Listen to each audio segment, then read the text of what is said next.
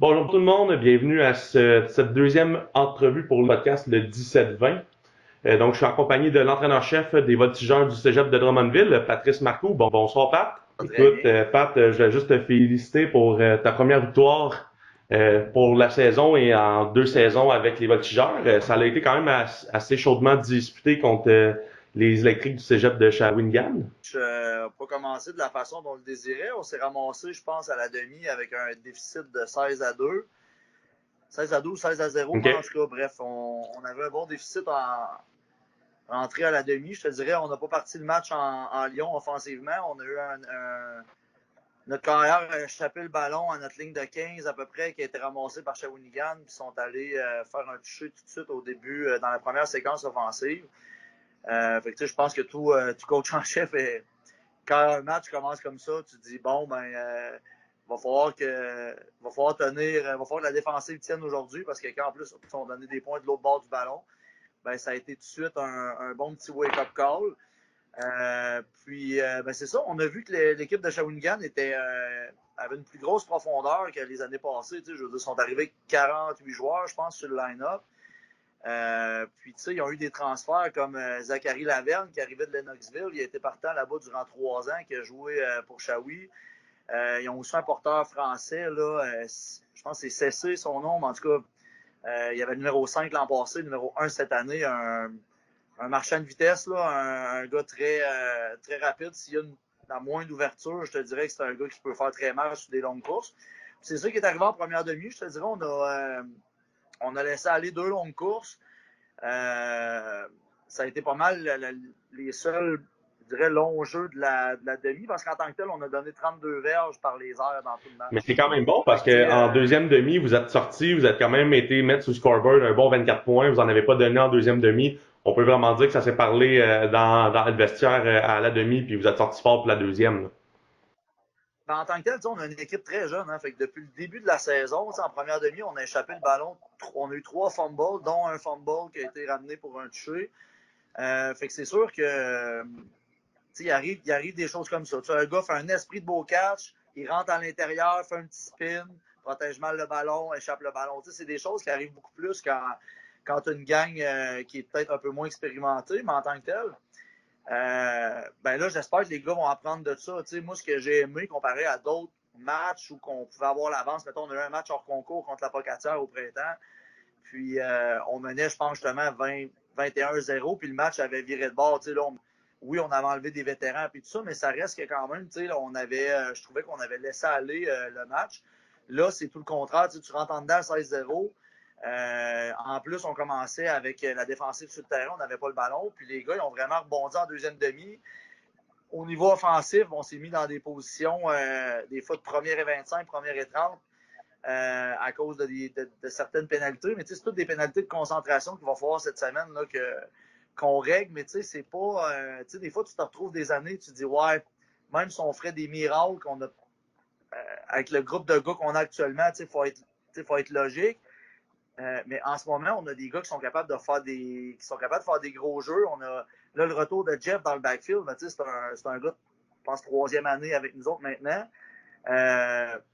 Puis, tu sais, Jeff, en tant que tel, c'est un gars qui tombe toujours par en avant. Fait que, tu sais, même, il va des fois comme faire mieux paraître sa ligne offensive sur un jeu parce qu'il va se défaire de 2 plaqués puis il va faire ses verges pareil. Puis ça, moi, je pense que c'est bon pour les gars de la O-line parce qu'on a une. Il faut le dire, je pense qu'on a 2 O-line vétérans. Le reste, c'est tous des recrues. On a des gros bonhommes. Là, on a 2-3 gars en haut de 290 livres. Mais ça reste que le poids rendu collégial, c'est une chose, mais il faut bouger ses pieds. Puis il faut avoir aussi des fois un petit peu d'expérience de match. Puis là, les gars sont en train de l'apprendre. Le retour de Jeff a vraiment aidé au niveau de l'offensive. Félix Manta, un de nos receveurs, lui était carrière à Maniwaki, puis qui a fait des gros catchs en fin de game. C'est lui qui a catché le slant sur un 4 et 9 au end zone pour prendre les devants dans le match. Fait que, je pense que il nous démontre que lui, le changement de position, ça a vraiment été un bon move pour lui dans sa carrière collégiale. Puis c'est ça, porteur de ballon, on a Xavier Pagé-Pelletier, on a Jesse Schnob, on a une couple de vétérans qui roulent. Fait que, ça fait qu'on a toujours des forces fraîches dans le backfield. Puis c'est sûr que receveur au line, on est un peu plus jeune, mais en même temps, les gars, je pense qu'ils progressent bien. Puis il y a eu beaucoup d'erreurs mentales. Fait que ça, c'est des affaires qu'il va falloir corriger pour les prochains matchs, parce que sinon, on s'en va dans l'anneau d'hier. Puis l'anneau de ce qu'on a vu, en tout cas dans le premier match contre Saint-Hyacinthe, s'il n'y aurait pas eu les 5 interceptions que le carrière a lancées de l'anneau, je pense qu'il aurait été dans le match solidement. Là. Ils ont une super belle attaque aérienne. Fox qui est là-bas, je pense qu'il fait un gros travail jusqu'à maintenant là, au niveau de l'offensive, en tout cas, parce qu'on a vu des belles Puis choses. c'est justement ça qui était ma prochaine question. Vous avez un gros test qui s'en vient en fin de semaine. Alexander Fox et Triad du Cégep de la Naudière qui s'en viennent pour vous. Ben, en fait, c'est vous qui se déplacez au parc André Courcelles. Donc, maintenant que Jeff est de retour, on a parlé que les joueurs sont en train de prendre de la bonne expérience, puis qu'en plus, vous travaillez. Écoute, moi, je m'attends quand même à une bonne opposition de votre part en fin de semaine, parce que quand même, moi, quand j'ai fait le classement avec William, dans la division, je vous avais classé 5e cette année dans le classement. Puis, si je me fie au premier match que vous avez perdu quand même par presque une possession contre Saint-Jérôme, on voit qu'il y a une amélioration du programme parce que l'an dernier contre Saint-Jérôme, il y avait une différence de 25-30 points. L'année passée contre Shawinigan, c'est sûr qu'il n'était pas là, mais est-ce que vraiment on peut dire que le travail que tu as fait peut t'amener à rivaliser en fin de semaine prochaine contre les Triades? Ben, jusqu'à maintenant, tu sais, là, je parlais de l'offensive, puis je te dirais que ça fait longtemps que j'ai pas eu autant de plaisir à coordonner la défensive actuellement. Là. Je te dirais, on a eu Yanni Lefkakis qui était parti vers John Abbott, qui est revenu en début de saison. Finalement, c'est un des gars on avait recruté, un gars de Saint-Jean, qui nous a amené, je te dirais, un aspect vraiment. Parce que là, j'ai vraiment de la vitesse à la position de linebacker. On n'est pas nécessairement les gars les plus gros, mais en tout cas, on a des gars qui vont au combat. Puis ça fait longtemps que j'ai pas eu ça. Tu sais, mon max, c'est Louis Bédard qui arrive de Collège Charlemagne en Division 1. Fait que c'est un gars, lui, que je veux dire, tout de suite en arrivant, au niveau attitude, au niveau, je te dirais, ben, je pense qu'au dernier match, il y a 13,5 plaqués. Fait que tu sais, ça te montre un peu le genre de joueur. Là. C'est un mec qui ramasse pas mal tout, qui revient vers lui. Malgré son gabarit, tu sais que c'est pas un gars de 6 pieds 2, 240, là. Il fait, puis je trouve que, en tout cas, j'adore jusqu'à maintenant ce que je vois de ces gars-là parce que ce qui arrive, tu sais, dans le match, on avait donné 16 points en première demi, puis on a gardé ça à 16 jusqu'à la fin du match, là. Les gars, ils ont fait des jeux, on a eu beaucoup de troisième essais que les gars ont fait. C'est ça qu'on s'était dit lors de ce match-là, il faut être meilleur en third down. Puis les gars me l'ont montré, puis tu sais, à la fin de la game, on embarque, puis les gars nous sortent une interception pour finir le match. Ils essayent un genre de double reverse, puis mon gars, il est resté de l'autre côté, fait le tackle. Tu sais, j'étais là, j'ai dit, damn, les gars, ils stickent avec ce qu'on leur enseigne, puis je pense que ça va être très profiteur pour la suite. Ça, je suis très jeune demi-défensif, c'est ça qu'on va voir en fin de semaine. On va avoir un bon petit fight contre les receveurs de l'anneau. Mais en même temps, les gars qui sont là, ils font des jeux. Là, Sam Thibert, qui arrive de Saint-Jean, lui aussi, c'est un athlète incroyable. En fin de semaine, je pense qu'il y a un sac. Il y a un fumble force, je pense. En tout cas, il s'est impliqué au sol autant que l'autre game avant. Il a fait une interception puis il y a 2 passes rabattues. Fait que, c'est un gars jusqu'à maintenant qui me démontre du gros foot on top comme free safety. Puis, ben encore là, oui, c'est une recrue, mais je veux dire, c'est une recrue que. En ce moment, là, les 3 leaders plaqueurs dans notre équipe, ben, c'est 3 recrues. Fait que, je veux dire, ils démontrent des très belles choses. Puis je me dis, ben si ça passe par ces gars-là, ben les autres vont suivre. Puis les vétérans, je pense qu'il y a des gars sur la ligne défensive. Moi, c'est là qu'on a le plus d'expérience. Puis ça fait du bien. Là. Les gars, ils voient que quand ils travaillent bien et ils font leur job, ben, le backer en arrière, il vient et il vient shooter le gap. Fait que, je pense qu'il se crée une belle synergie et une belle confiance entre les gars défensifs en ce moment. Puis on espère juste que ça va continuer pour la suite parce que là, on va frapper l'anneau pour Saint-Hyacinthe. Donc, on va pogner des bonnes machines de foot. Des beaux défis qui arrivent. Puis c'est motivant pour les coachs. Puis aussi, justement, que tu me parlais de ton recrutement qui a super bien été. Je pense que vraiment, on peut dire que là, tu commences à avoir l'équipe que toi-même tu veux mettre en place. Tu commences à avoir une différence dans le recrutement. Est-ce que tu peux m'expliquer un peu qu'est-ce qui a changé dans ton recrutement pour que les jeunes, justement, de Division 1 veulent venir en Détroit? Parce qu'on le sait, les équipes de Division 1 prennent toujours les meilleurs joueurs de pas mal chaque équipe. Puis maintenant, tu peux-tu m'expliquer un peu c'est quoi qui attire les jeunes aux Voltigeurs? Ben, je pense que depuis que. En tout cas, quand je suis arrivé, ce que je disais à mon responsable des sports au Cégep, c'était de qu'est-ce qu'on peut faire de plus pour en donner davantage aux joueurs. Tu sais, je regardais, j'avais entendu à un moment donné un responsable du programme à l'Université Laval, Jacques Tanguay, qui disait, il dit, ben, nous autres, on a commencé au départ, on se disait qu'il fallait donner le maximum pour que le joueur se sente le mieux encadré possible. Fait que c'est pour ça qu'il avait commencé les voyages en Floride, qu'il avait commencé je te dirais, à encadrer les gars de toutes les façons. Puis je pense que Laval, c'est un bel exemple d'encadrement. Fait que, tu sais, quand tu te mets ça en partant comme mission, tu te dis, bon, mais là, les gars, on aimerait ça qu'ils soient davantage, tu sais, que le sentiment d'appartenance s'améliore. Fait que ça prend un vestiaire qui est digne de ce nom-là. Fait que, tu sais, on est arrivé dans le vestiaire, tout a été remis à neuf. Une bâtisse qui a été construite juste pour ça. On a une TV là-dedans, un gros couch pour les gars. Fait que, tu sais, maintenant, ils se sentent comme à l'aise. D'être dans le vestiaire dans le jour, ils ont accès, puis tout ça, tu vas me dire, c'est niaiseux, mais c'était pas ça avant. Fait que, c'est des petites choses qui font ça, puis les locaux de meeting en haut, puis l'approche, je pense, comme humaine qu'on a avec les kids, de dire, ben, regarde, t'es dans le trouble, mon gars, ben, on va tout faire pour t'aider. Puis je pense que ça, en dehors des X vidéos, là, je pense que c'est important pour le gars parce qu'il dit, autant que c'est pour ses parents, je pense qu'ils viennent visiter que pour le kid, de dire, ben, regarde, au niveau académique, là, on est passé de 62% de réussite il y a 3 ans à près de 87 à l'hiver. Fait que, c'est sûr que les moyens, les chiffres parlent. Là, je veux dire, les gens voient ça et ils disent, ben, si je vais là au niveau scolaire, je vais t'encoder comme du monde. Au niveau préparation physique, ben, c'est moi qui m'en occupe avec un adjoint durant l'hiver. Mais on a fait des améliorations au niveau de l'amélioration. On a libéré des plages horaires. Fait que maintenant, un peu comme j'ai vu que Limoilou faisait aussi, on est capable dans l'hiver d'avoir des périodes de genre 2 heures libérées dans l'horaire. Qui nous permettent justement de faire de la préparation physique avec toute l'équipe ensemble. T'sais, tout le monde est là.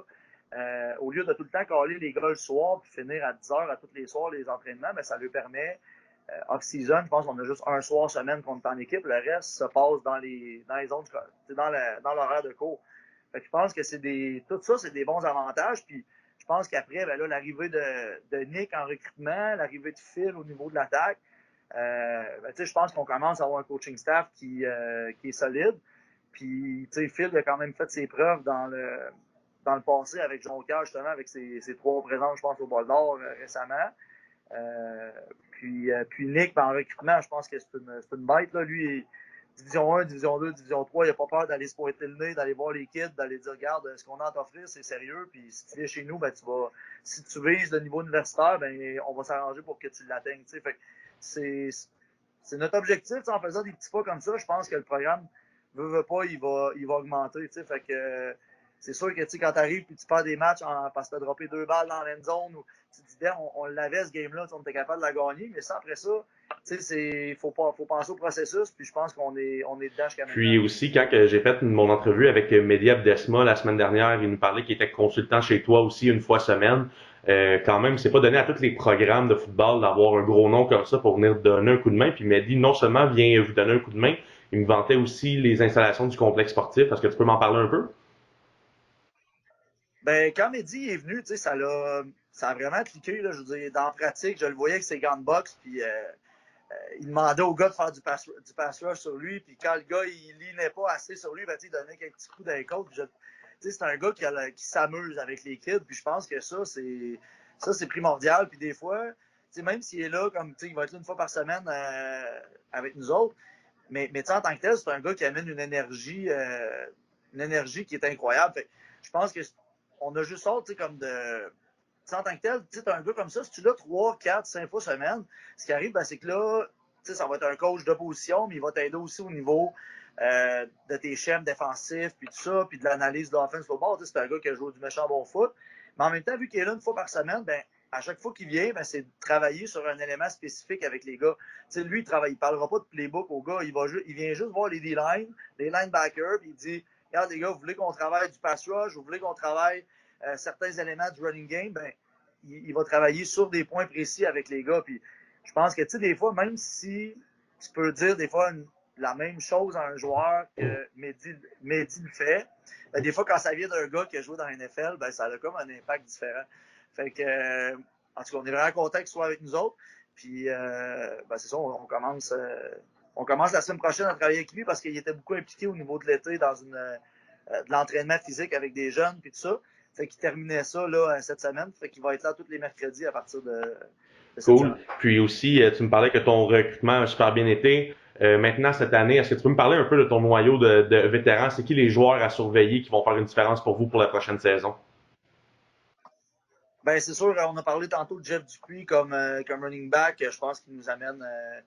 C'est un gars physique, c'est un gars rapide. Fait que, jusqu'à maintenant, on l'a vu au dernier match. Là, ça a été un peu notre bougie d'allumage offensif. Comme carrière, en ce moment, au dernier match, on avait commencé au premier match avec Marc-Anthony Lucier qui a pris le poste de partant au début de l'année. Il s'est blessé un peu durant le match, puis Guillaume Précourt est arrivé, puis je veux dire, il a amené l'offense jusqu'à la zone début, puis il a produit des points en deuxième demi. Fait que, je pense qu'à cette position-là, il n'y aura pas nécessairement de pivot fixe. En tout cas, Non, mais c'est bon quand même pour on vous verra parce pour que la ça suite va des vraiment choses. vous amener une compétition vraiment comme à l'interne pour toute l'année. Fait que celui qui va pas bien performer va avoir de la pression. Ça va ouvrir le poste pour l'autre aussi. Ça c'est clair que c'est un élément qui peut tourner en positif à cette position-là. Puis de receveur, on est très jeune. Là, on a Charbonneau-Saint-Jacques, qui est un gars qui arrive justement des Grenadiers au niveau de Châteauguay. C'est un gars qui a, je sais pas, il est peut-être 6'2 à peu près. C'est une belle cible pour les QB. Oli Rodrigue, c'est un receveur qui était QB à Mont-Saint-Sacrement, je pense, à Québec. C'est un gars qui arrive avec, je veux dire, depuis qu'il joue receveur, ce gars-là a des mains, c'est incroyable.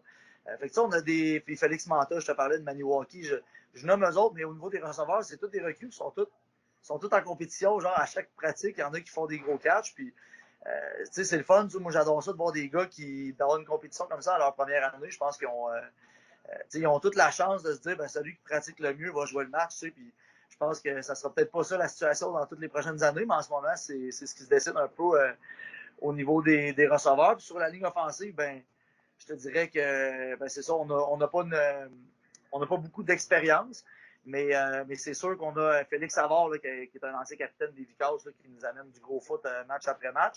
Puis pour le reste, encore là, c'est une bataille de semaine en semaine de savoir qui va être partant aux différentes positions. Mais actuellement, on a deux vétérans. On a Simon Bourgeois qui s'était blessé au printemps, une bonne blessure, là, une fracture de l'isfranc. En tout cas, je ne savais pas c'était quoi jusqu'à temps que ça y arrive. Donc maintenant, il est arrêté depuis quand le printemps, là, ça donne une idée. Donc, il devrait revenir en cours de saison, mais pour le reste, ben, c'est sûr, c'est des recrues qui prennent le lead à ces positions-là. Mais jusqu'à maintenant, ils nous donnent. Ben, ils vont nous donner du meilleur foot de match en match. Là, je pense que nos lines, c'est rare qu'à leur première année, c'est avec autant de recrues que ça va être une position là, que les gars vont dominer durant toute l'année. Mais en même temps, on les voit progresser à chaque game. Fait que, je pense que c'est de bon augure pour la suite. La position, on est peut-être le plus, comme je disais tantôt, avec le plus d'expérience, c'est vraiment sur la D-line. On a Sean Tetro comme DN, 99, David Pelletier, un de nos capitaines aussi comme Quick.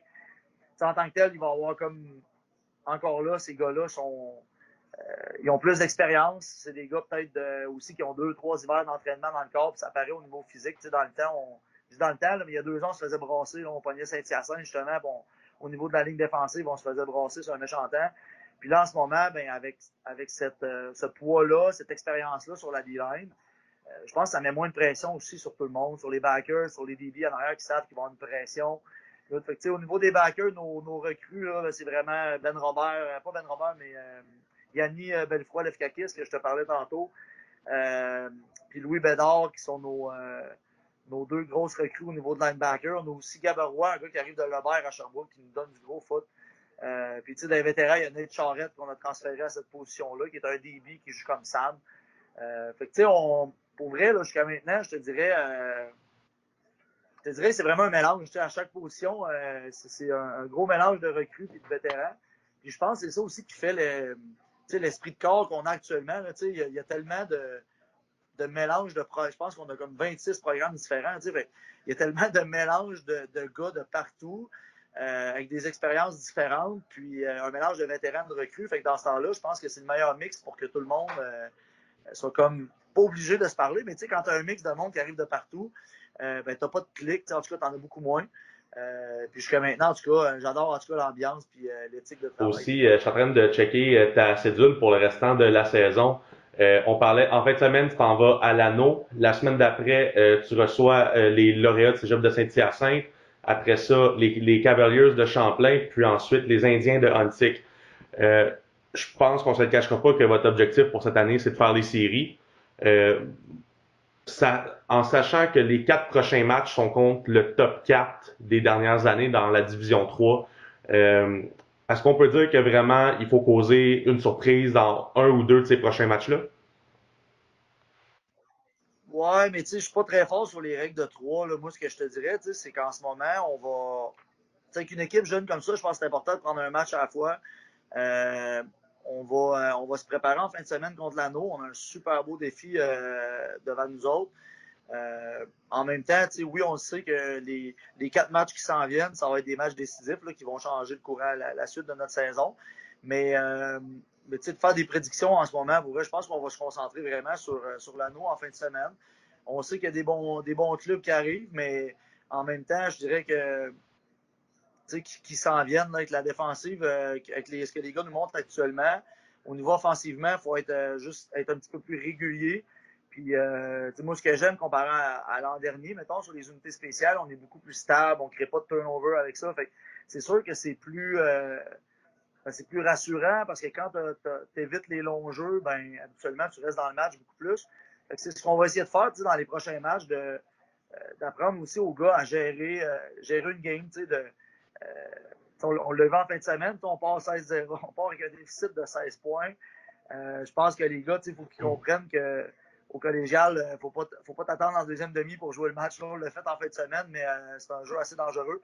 Fait qu'on va essayer de se présenter au prochain match puis d'être là dès le Est-ce que départ. le match du 12 octobre contre les Cheminots, vous l'avez encerclé pour une bonne revanche? Ben, en tant que tel, ce match-là, c'est pas évident. Quand c'est le premier match de la saison, tu arrives, tu n'as pas eu de vidéo de l'autre équipe. Ils ont un nouveau corps arrière que tu as vu un highlight juvénile, puis tu essaies de te préparer contre ça. En tant que tel, on a vu qu'il y a des nouveaux receveurs qui sont arrivés, qui se sont illustrés lors de ce match-là. On a commencé à les doubler plus tard dans le match, tout ça, mais c'est des choses qu'avoir à rejouer ces matchs-là, c'est le fun parce que là, tu te dis, hey, quand on va vous reprendre, on va vous connaître beaucoup plus. Puis oui, vous allez nous connaître, mais athlète contre athlète, j'ai hâte de voir le rematch.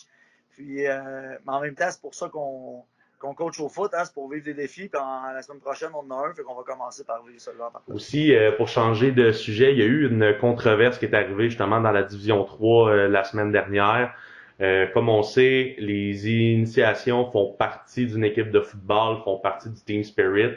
Ça l'a dégénéré un peu à Jonquière, mais pas dégénéré, je devrais peut-être plus dire. Il y a eu un manque de jugement flagrant de certains vétérans pour ce qui s'est passé avec les gaillards de Jonquière. Toi, dans ton équipe, est-ce que c'est contrôlé un peu comment ça fonctionne vos initiations sans rentrer dans les détails parce qu'évidemment c'est privé, qu'est-ce qui se passe avec les joueurs, mais est-ce que le cégep puis le coaching staff amène un certain encadrement pour les jeunes pour éviter ce genre de débordement-là? Ben, c'est sûr qu'à chaque année, de toute façon, on sait qu'il va y avoir, si ça s'appelle pas initiation, ça peut s'appeler un rookie talent show ou quelque chose. Il va y avoir toujours un petit quelque chose qui va se passer au niveau des joueurs. Nous, cette année, ce qu'on a demandé aux vétérans, on n'a pas voulu qu'il se passe rien dans le contexte d'une initiation en tant que telle. Ce qu'on a expliqué aux gars, c'est que à la base, une initiation, c'est pour que tu sentes que tu fais partie de l'équipe. Puis ce qu'on a essayé de faire comprendre aux vétérans, c'est à quel point de beurrer un autre gars ou peu importe la chose qu'ils vont y faire vivre, va faire que ce gars-là va se sentir plus dans l'équipe. Moi, j'avais vécu des initiations dans le temps que non, je n'expliquerai pas en détail, mais justement, autant dans mes équipes collégiales qu'universitaires, puis c'était souvent un moment où justement, tu avais vraiment du fun avec les gars, puis souvent, on demandait aux recrues d'utiliser leur imagination, puis de faire rire un peu les vétérans, tout ça, puis d'amener un petit peu de piquant dans cette journée-là. Mais il y a moyen que ça se passe, je pense, sans que ça soit dégradant pour les joueurs. Puis nous, cette année, tu vois, on en a parlé aux vétérans, on a eu même un petit peu de réticence de leur côté au départ, puis quand ils se sont rendus compte, suite à l'histoire de Jonquière, ce qui est arrivé là-bas, je pense qu'ils ont comme fait, ouais, faut trouver d'autres manières. Je pense que maintenant, il n'y a pas qu'une chasse aux sorcières par rapport à ça, mais je pense qu'au moins de débordement qu'il va y avoir, peu importe où dans le Québec, au niveau des initiations, ben, automatiquement, Ça sort ou dans les journaux ou dès que les autorités du cégep en sont informées, ben, ça peut virer assez rapidement très mal. Donc, je pense qu'il faut faire attention. Il faut essayer d'encadrer les vétérans le plus possible. Ce qui n'est pas évident, des fois, c'est que les vétérans, eux autres, se sont fait initier d'une certaine façon, puis ils veulent reproduire ce qui a été fait avant. Mais en même temps, il faut leur faire comprendre que, regarde, en ce moment, ça change. Puis, ce qui n'est pas évident avec les réseaux sociaux, tout aujourd'hui, je pense qu'une vidéo peut se ramasser très rapidement en ligne, puis causer de l'embarras à bien du monde. Puis, je pense que ce que tous les coachs veulent en ce moment, ben, c'est coacher du football. Puis, quand tu es obligé de gérer des situations comme ça, il n'y a pas personne qui voudrait être. En tout cas, j'aimerais pas ça avoir les pieds dans les bottines du coach de Jonquière qui a eu à gérer cette crise-là dans les 2 dernières semaines. Mais bon, regarde, je pense qu'il y en a dans tous les programmes. Si c'était-tu pire à Jonquière qu'ailleurs, je sais pas. Mais je sais que nous, on a fait un petit warning cette année. Tu vas me dire qu'on est chanceux, on est tombé en même temps que ce qui est arrivé, mais c'était comme, on dirait que c'était on le sentait venir qu'il allait finir par arriver quelque chose avec ça. Donc, en terminant, Pat, on va te souhaiter une bonne chance en fin de semaine contre les Criades. Écoute, on va te souhaiter une bonne fin de saison. Écoute, on a discuté ensemble durant l'hiver. J'aime vraiment ce que tu es en train de faire avec le programme. Vraiment, tu es en train de redonner des lettres de noblesse à ce programme-là qui, malheureusement, n'a pas le succès qu'il mérite d'avoir. Donc, moi, je vais te souhaiter une bonne fin de saison. Un gros merci pour ton temps. Puis, tu peux revenir quand tu veux pour notre podcast. Ah, super, merci. Puis, tu sais, ce que tu dis, si on en mérite plus, ben, c'est à nous autres d'aller le chercher. Fait qu'on va essayer de faire ça en fin de Allez, semaine. un C'est gros bon? merci, Pat. Yes. Salut, Salut. mon gars.